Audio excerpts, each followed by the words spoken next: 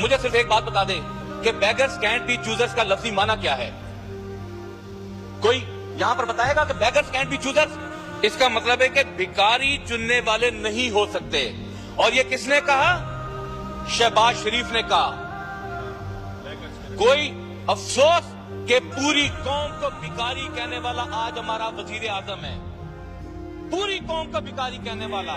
और सबसे बड़ी अफसोस की बात है कि उस भिखारी वजीर आजम के दाएं और बाएं जानब पाकिस्तान पीपल्स पार्टी जैसी जमात है।